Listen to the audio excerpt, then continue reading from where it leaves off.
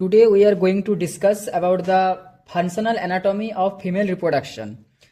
We all know that female reproductive system contain the ovaries, oviduct, uterus, cervix, vagina and external genitalia. ये 6 part female reproductive system का part है। इनमें से जो first 4 part है that is the ovary, oviduct, uterus and the cervix, ये supported by the broad ligament. इस broad ligament को भी हम लोग 3 पार्ट में बांटते हैं। ब्रॉड लिगामेंट का पार्ट, फर्स्ट पार्ट हम लोग बोलेंगे that is meso ovarian, second part हम लोग बोलेंगे that is meso salpinx and third part that is mesometrium. Mesometrium, endometrium थोड़ा related है. So this part and mesometrium, endometrium is the part of uterus and endometrium is kind related of the mesometrium. So this is a tricky method and mesometrium is supported, that is uterus, and mesosalpinx support करता है किसको ना, oviduct को। And जो meso ovarian है, नाम में इसमें ओवरी छुपा हुआ है, सो ये सपोर्ट करता है किसको ना, ओवरी को। नेक्स्ट एक टर्म का हम लोग बात करेंगे, वो टर्म होता है दैट इज एम्ब्रायोजेनिक बाइसेक्सुअलिटी।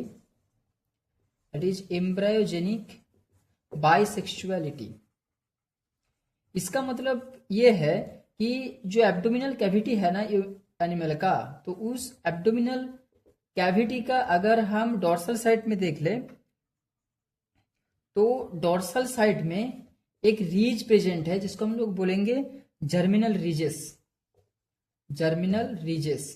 इस जर्मिनल रीजेस के अंदर क्या होता है ना, बहुत सारा जर्मिनल सेल्स प्रेजेंट है। Populations of the germinal cells and these germinal cells से ही जितने भी सेक्सुअल ऑर्गन है सब कुछ डेवलप्ड हुआ है। जैसे कि हम लोग बात करेंगे कि गोनाड का डेवलपमेंट वहां से हुआ है। और 2 डक्ट का हम लोग बात करेंगे, दैट इज द फीमेल के केस में मुलेरियन डक्ट एंड मेल के केस में उल्फियन डक्ट। इसको हम लोग कैसे याद रखेंगे, एम से एम कभी नहीं मिलता है, एंड जो एम है इसको अगर हम उल्टा लिखे तो डब्ल्यू आएगा, डब्ल्यू से उल्फियन डक्ट। इस तरह से हम लोग इसको याद कर सकते हैं। अब ये तो हो गया फीमेल रिप्रोडक्टिव पार्ट्स का, बट अगर देखा जाए कि जो फीटल रिप्रोडक्टिव पार्ट है, that is the fetal reproductive system है, उस फीटल रिप्रोडक्टिव सिस्टम के अंदर 5 इंपॉर्टेंट स्मॉल पार्ट्स मिलता है जहां से फर्दर ऑर्गन डेवलप होता है। पहला बात तो 2 सेक्सुअली नॉन डिफरेंशिएटेड गोनाड देखने को मिलता है, 2 पेयर ऑफ डक्ट देखने को मिलता है, एक यूरोजेनिटल साइनस, एक देखने को मिलता है जेनिटल ट्यूबरकल और वेस्टिब्यूलर फोल्ड्स यहाँ पे हम लोगों को देखने को मिलता है। तो जो वेस्टिब्यूलर जो फोल्ड्स है, अगर हम लास्ट से स्टार्ट करें, इस वेस्टिब्यूलर फोल्ड्स से ही मेल से डेवलप्ड होता है स्क्रोटम और फीमेल से डेवलप होता है लेबिया। सेम तरीके से जो जेनिटल ट्यूबरकल है, यहां से मेल में पेनिस डेवलप्ड होता है और फीमेल में क्लाइटोरिस डेवलप्ड होता है, that is the homologous organ, clitoris develop होता है। नेक्स्ट यूरोजेनिटल साइनस से urethra, prostate and bulbourethral gland develop होता है। और फीमेल के केस में इसमें कुछ part of vagina and urethra developed होता है। बाकी रह गए 2 डक्ट हम पहले ही बता चुका हूं कि एक होता है मुलेरियन डक्ट और एक होता है कि ना उल्फियन डक्ट। जो मुलेरियन डक्ट होता है वो देखने को मिलता है किसमें, वो देखने को मिलता है फीमेल के केस में। फीमेल में ये मुलेरियन डक्ट से डेवलप्ड होगा uterus, oviduct and some part of vagina. और उल्फियन डक्ट मेल में देखने को मिलेगा, ये देखने को मिलेगा फीमेल पे, और ये जो है ये मेल पे देखने को मिलेगा। मेल पे यहां से epididymis and Bhasa difference formation होगा। अब ये जो गोनाड है, अगर हम देखें कि गोनाड जो है, इस गोनाड का दो पार्ट है, एक होता है कॉर्टेक्स, एक होता है medulla. In previous video we will detail about it. Now cortex actually developed होता है फीमेल के केस में ओवरी। तो ओवरी जो डेवलप्ड हो रहा है वो कहाँ से, ना गोनाड से डेवलप्ड हो रहा है। और गोनाड कहाँ से डेवलप्ड हो रहा है, ना जो एब्डोमिनल कैविटी का डोर्सल साइड में जेनिटल रीजेस है वहां से डेवलप्ड हो रहा है।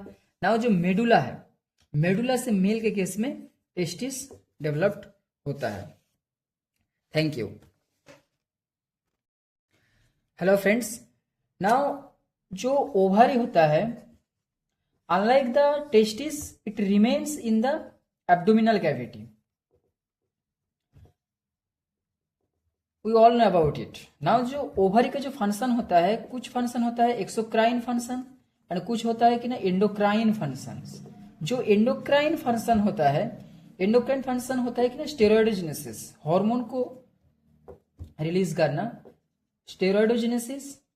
एंड जो एक्सोक्राइन फंक्शन होता है है एग रिलीज करना, एग को रिलीज करना। ठीक है। अब जो एग या जो उसाइट है वो कहां से फॉर्मेशन हो रहा है? एक्चुअली जो प्राइमोर्डियल जर्म सेल्स है, प्राइमोर्डियल जर्म सेल्स ये एराइज होता है extragonadally and migrate through the yolk sac mesentery. ये पहुंचता है कहां पे, ना जेनिटल रीजेस पे पहुंचता है। उस जेनिटल पहुंचने के बाद प्राइमोर्डियल जर्म सेल से ही oocyte का फॉर्मेशन होता है।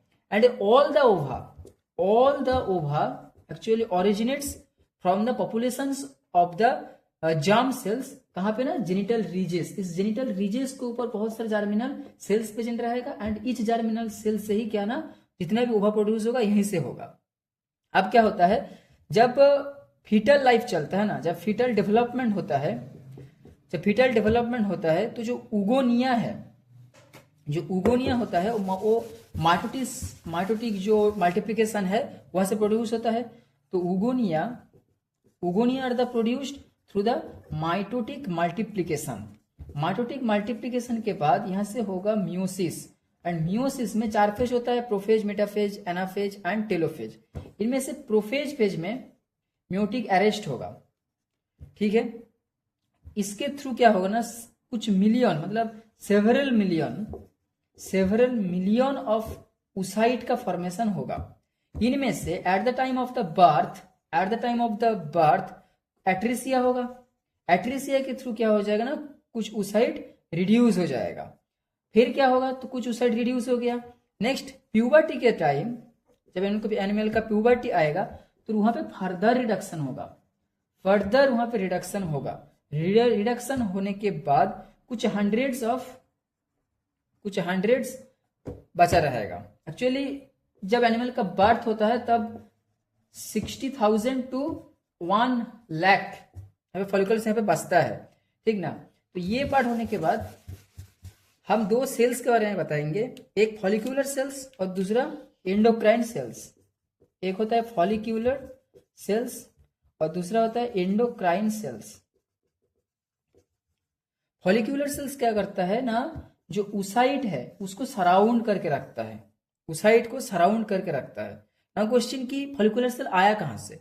फॉलिक्यूलर सेल्स एक्चुअली आया है जर्मिनल एपिथेलियम पे। जर्मिनल एपिथेलियम कहां से आया ना, ओवरी को सराउंड करके जर्मिनल एपिथेलियम लेयर था, तो वहीं से फॉलिक्यूलर सेल्स का ओरिजिनेट हुआ। जो फॉलिक्यूलर सेल ओवरी को जो oocyte है उसको सराउंड करके रखे है। अब जो एंडोक्राइन सेल्स है वहां से ओरिजिनेट होगा theca cells. Theca cells we all know कि theca externa and theca interna. Theca interna से एस्ट्रोजन हार्मोन रिलीज होता है। बाकी रहेगा कि ना इंटरस्टिशियल सेल्स। तो इंटरस्टिशियल सेल्स ये जो है ये ओवरियन मेडुला से ओरिजिनेट होता है। कौन? Endocrine cells. ठीक है।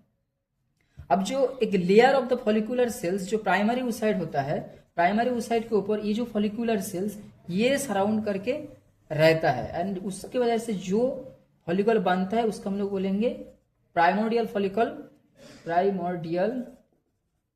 फॉलिकल बोलेंगे। मतलब प्राइमरी oocyte उसको घिर के फॉलिकुलर सेल्स है तो उसको हम लोग बोलेंगे प्राइमोर्डियल फॉलिकल।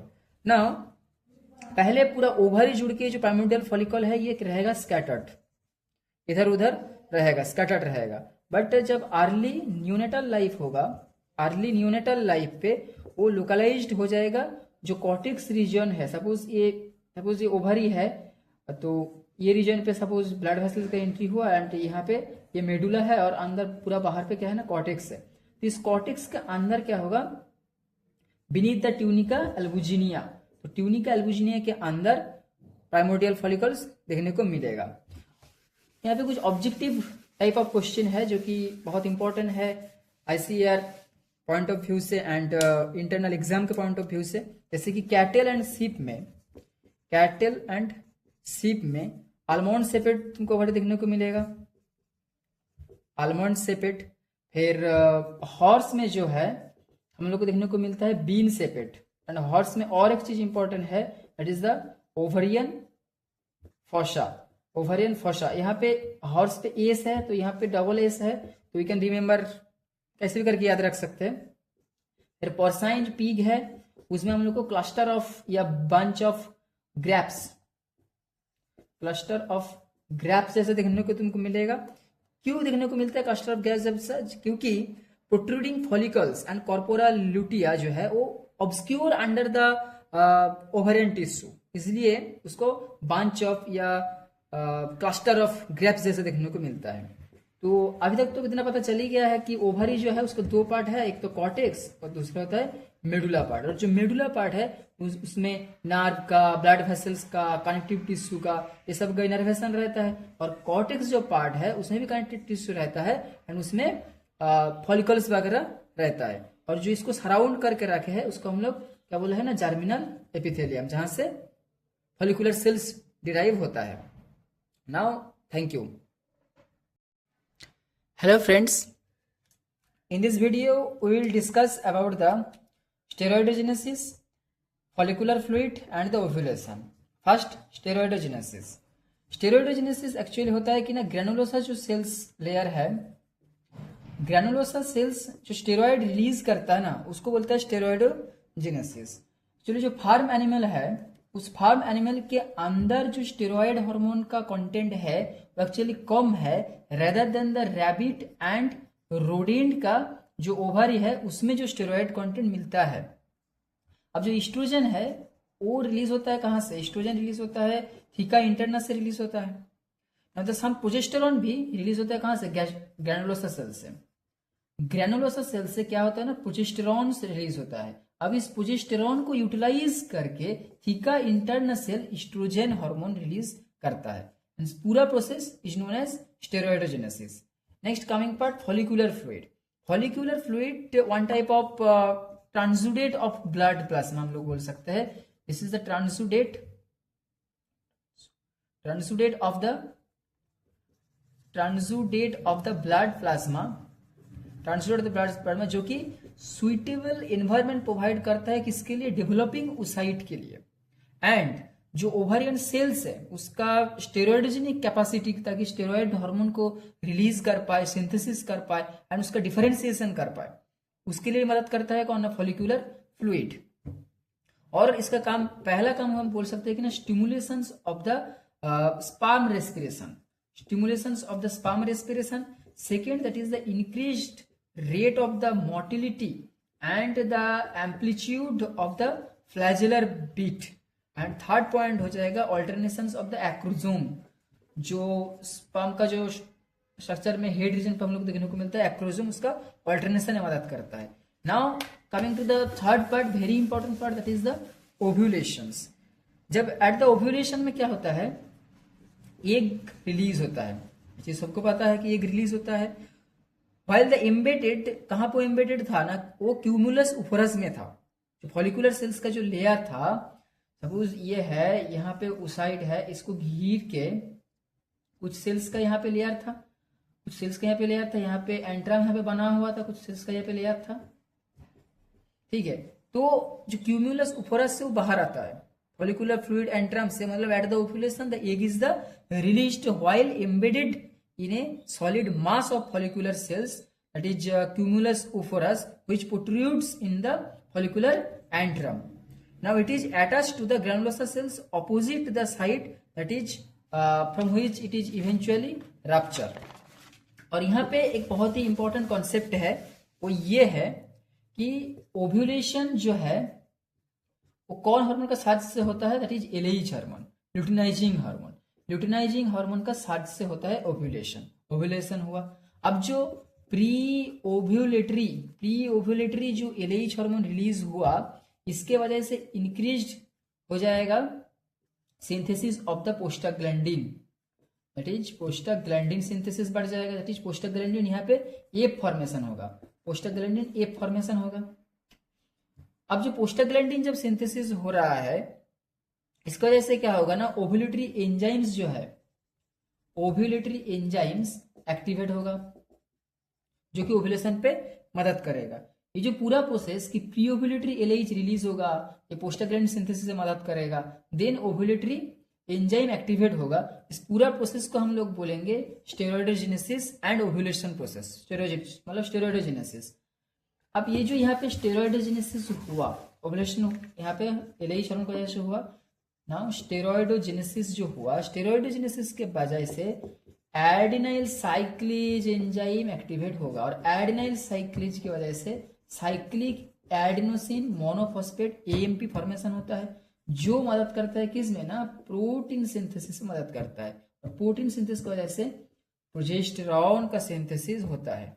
सो ये जो प्रोजेस्टेरॉन है, इंटरेस्टिंग बात यहाँ पे यह है कि जो प्रोजेस्टेरॉन है ये लोकली भी एक्ट करता है एंड सिस्टेमेटिकली भी एक्ट करता है, that alter the time dependent changes of the follicular size. इसी वजह से एक ही टाइम पे केवल एक ही फॉलिकल मैच्योर हो पाता है, सबके सब फॉलिकल डेवलपिंग फेज पे रहता है, लेकिन making it possible for some follicles to grow while other undergo the atresia. कुछ फॉलिकल ग्रो कर पाता है, कुछ फॉलिकल एट्रेसिया में पहुंच जाता है ना। Progesterone effect on the follicular growth that does not effect the एक और एक बहुत ही इंपॉर्टेंट है, इट इज एस्ट्राडायोल 17 बीटा। इसके ऊपर प्रोजेस्टेरॉन का कोई इफेक्ट नहीं है, बस इसका इफेक्ट इतना तक है जो टाइम डिपेंडेंट फॉलिकुलर जो साइज है इसके ऊपर मदद कर रहा है। प्रोजेस्टेरॉन कैसे फॉर्मेशन हो रहा है ये इंपॉर्टेंट है।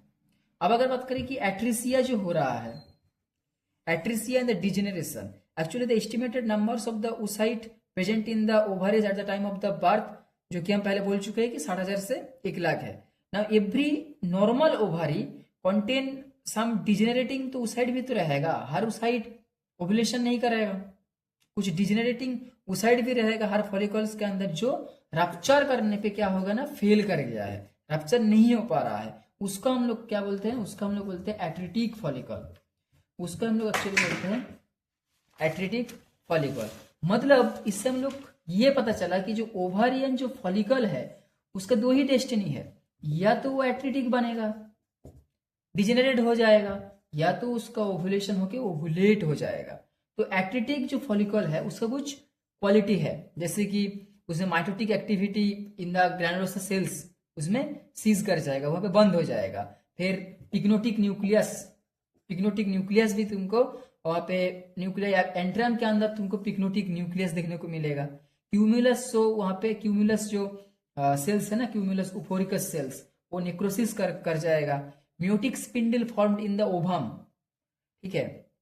और जो oocyte का बात करेंगे, क्योंकि फॉलिकल तो एट्रिटिक फॉलिकल बन गया, और जो oocyte है वो डिजेनरेटेड oocyte हो गया, उसका भी कुछ कैरेक्टरिस्टिक रहेगा, जैसे कि हाइलाइजेशन होगा, फिर उसका जो जूना पेलुसिड है वो थिकनिंग हो जाएगा, उसका साइटोप्लाज्म में फ्रेगमेंटेशन आ जाएगा, ये सब क्वालिटी हम लोग को देखने को मिलेगा। अब इस oocyte का क्या होगा, तो डिजेनरेट हो चुका है, इसको एंगल्ट कर लेगा, जो ओवरी के अंदर कुछ फाइब्रोसाइट सेल देखने को मिलता है। फाइब्रोसाइट सेल्स इसको फैगोसाइटोसिस मतलब मैकेनिज्म के थ्रू oocyte को एंगल्ट कर लेगा, एंड अल्टीमेटली ये स्कार फॉर्मेशन करके ग्रेजुअली ये डिसअपियर हो जाएगा।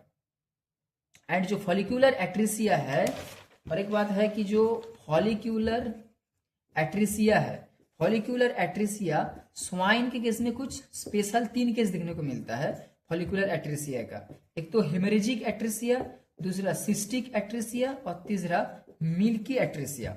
एंड मिल्की एट्रिसिया मतलब जितना ज्यादा ओव्यूलेटरी फॉलिकल होगा उतना कम मिल्की फॉलिकुलर एट्रेसिया होगा। मतलब this is the inversely proportional relation, मतलब मिल्की follicular degeneration inversely proportional to the number of the ovulatory follicles. Thank you.